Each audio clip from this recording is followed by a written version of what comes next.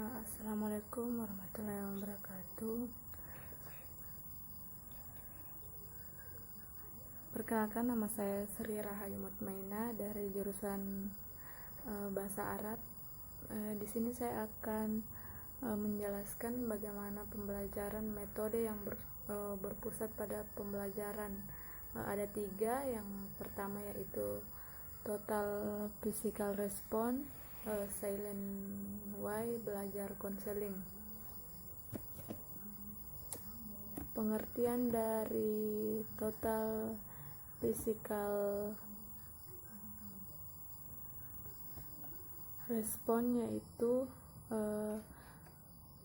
di mana salah satu pendekatan pengajaran metode bahasa Inggris yang dikembangkan oleh Dr. James Asher.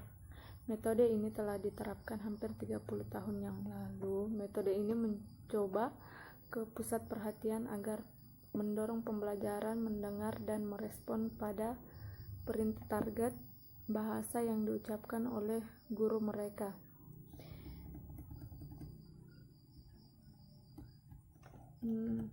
Asher yakin bahwa itu penting untuk pembelajaran dasar bahasa asing, sebagaimana anak-anak belajar bahasa asli mereka.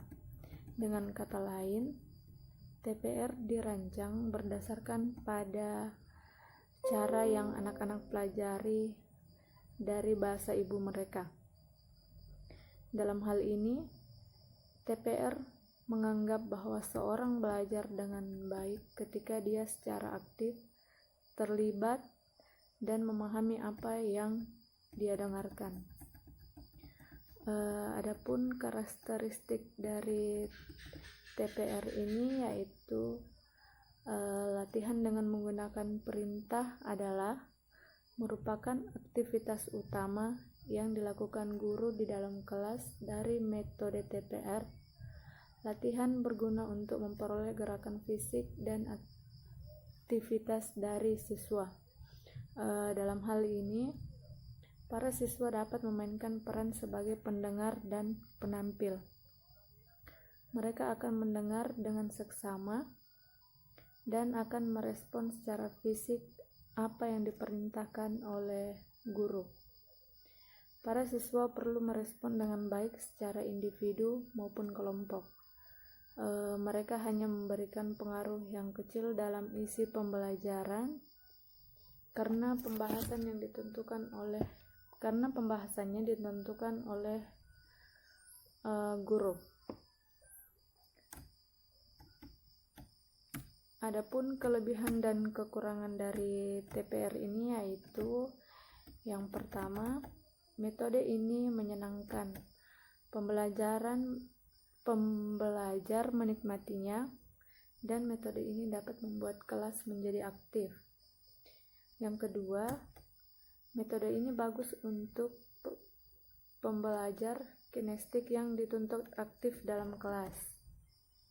Ketiga yaitu metode ini sangat mengesankan. Keempat, metode ini dapat digunakan dalam kelas yang besar ataupun kecil. Kelima, metode ini bekerja dengan baik pada kelas-kelas yang kemampuannya bermacam-macam.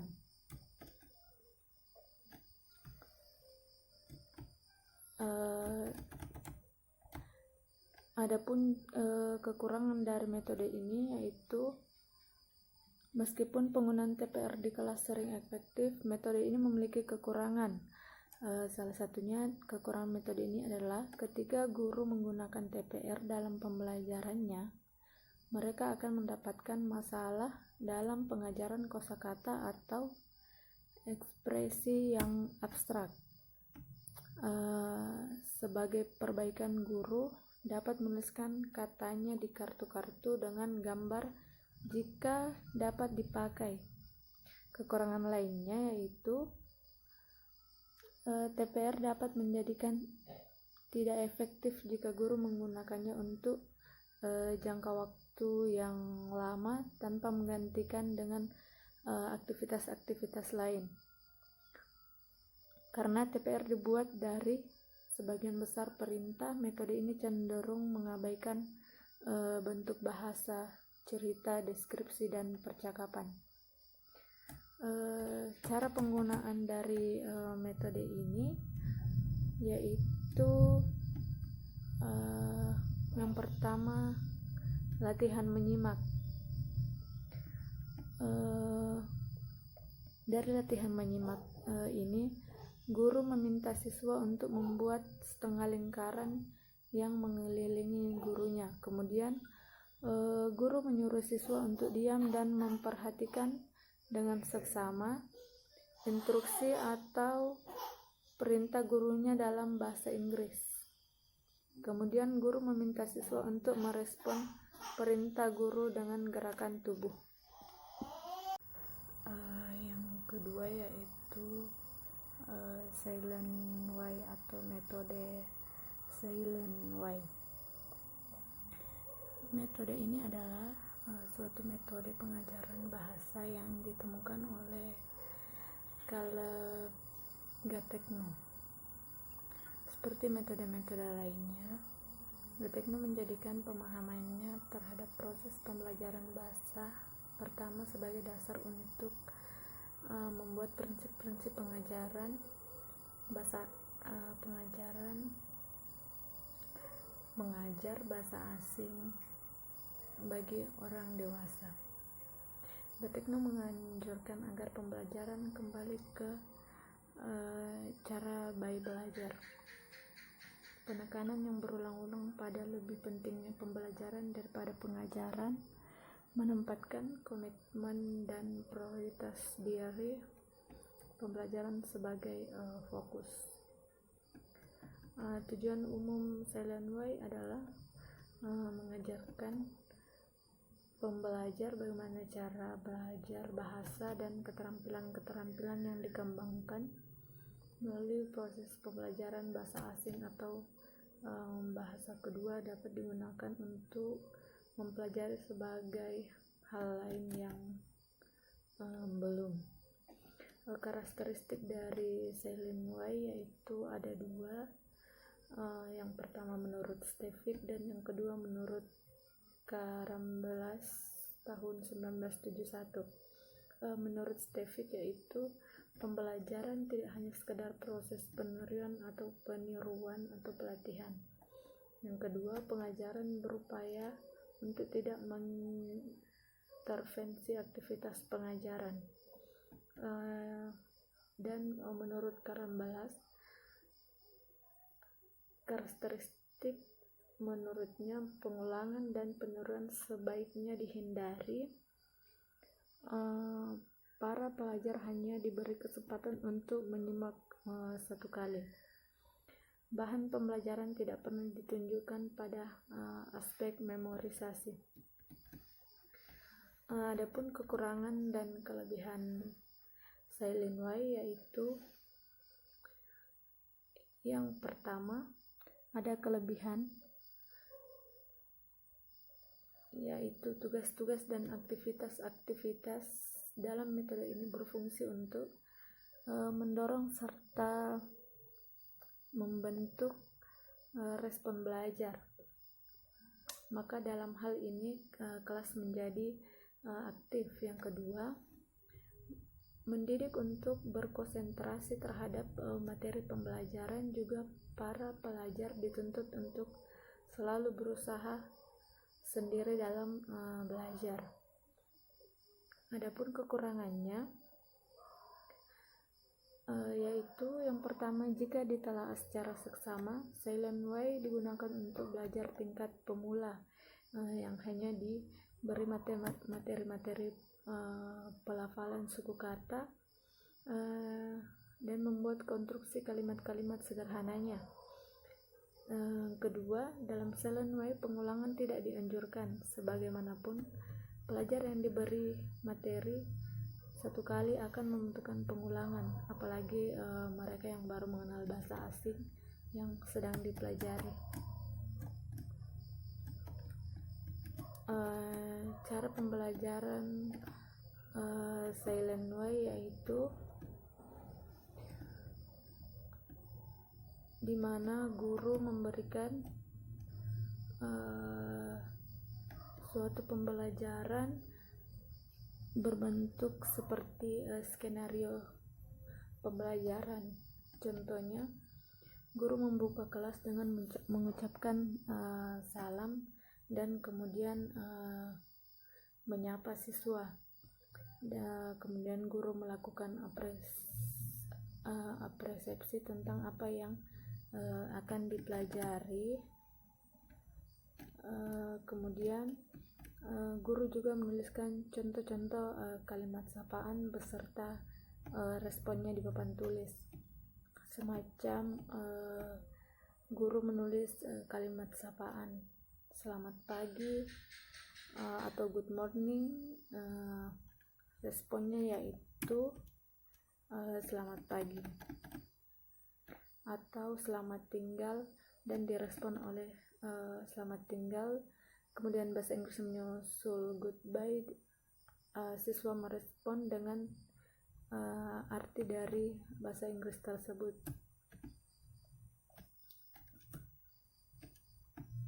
Adapun yang ketiga yaitu pembahasan mengenai counseling learning method atau metode counseling learning. Pengertian dari counseling learning ini sendiri menurut Prof. Charles Coran adalah orang yang pertama kali membahas tentang counseling learning yang kemudian dipakai oleh Loyola University Chicago pada tahun 1967. Counseling learning bertujuan agar minat siswa dapat memperoleh pandangan-pandangan baru, dapat memberikan stimulasi terhadap perkembangan siswa, di samping mempererat hubungan dengan orang lain. Yang dimaksud dalam metode counseling learning yaitu murid disebut client dan guru disebut counselor atau counselor. Tingkatan belajar mulai awal sampai akhir. Adapun proses pembelajarannya adalah dengan menekankan cara belajar siswa aktif secara bersama-sama, dan disinilah siswa dapat didorong minatnya untuk belajar bahasa.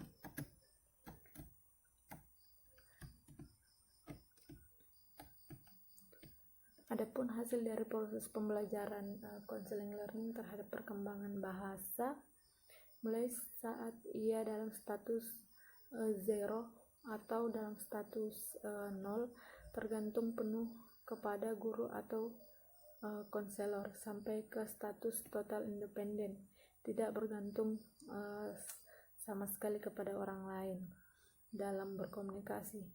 Bahasa dimulai dari apa yang siswa mau katakan.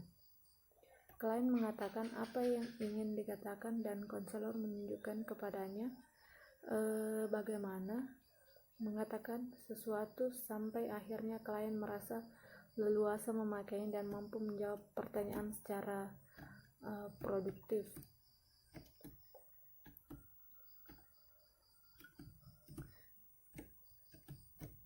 Inti dari metode ini yaitu psikologi antara guru dan siswa yang dibangun atas dasar keikhlasan, keakraban, dan keterbukaan. Dengan hubungan psikologi ini, diharapkan segala kesulitan yang dialami siswa dapat disampaikan kepada guru dengan terbuka. Sebaliknya, guru juga dapat mengetahui problem yang dihadapi siswa dengan segera mencari jalan keluarnya. Adapun karakteristik dari counseling learning ini yaitu counseling sebagai bantuan di mana tidak satu pun manusia yang tidak membutuhkan bantuan. Yang kedua, counseling untuk perubahan tingkah laku di mana manusia itu berpengaruh pada kondisi psikologisnya. Yang ketiga yaitu hubungan konseling, yaitu di mana suatu hubungan yang sengaja diciptakan oleh konselor untuk membantu memecahkan masalah yang dihadapi oleh klien. Penggunaan dari belajar konseling yaitu di mana guru mendekatkan diri kepada siswa. Jika menemukan siswa yang sedang bermasalah baik dalam masalah pembelajaran atau masalah di luar kelas, guru dapat mengetahui kenapa siswa itu membuat masalah dan mencari solusi yang baik agar masalah siswa tersebut dapat terselesaikan. Adapun kelebihan dan kekurangan dari counseling learning ini yaitu kelebihannya itu memberikan kesempatan bagi anggota atau individu untuk saling memberi dan menerima umpan balik. Kedua, anggota belajar untuk berlatih tentang perilakunya yang baru. Ketiga, dapat digunakan untuk menggali tiap masalah yang dialami oleh anggota. Belajar untuk meningkatkan kepercayaan kepada orang lain dan meningkatkan sistem dukungan dengan cara berteman akrab dengan orang lain. Kekurangan dari counseling learning ini yaitu tidak semua cocok berada dalam kelompok atau suatu pembelajaran di dalam kelas. Yang kedua, kelompok digunakan sebagai tujuan. Yang ketiga, perhatian konselor lebih menyebar ke individu-individu lainnya. Yang keempat, sulit untuk dibina kepercayaan. Nah, itulah tadi pemaparan materi mengenai metode pembelajaran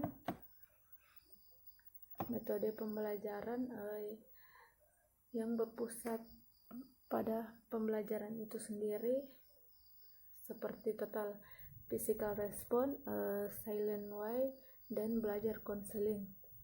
Hanya itu yang bisa saya sampaikan. Kurang dan lebihnya mohon dimaafkan. Saya ucapkan terima kasih. Wassalamualaikum warahmatullahi wabarakatuh.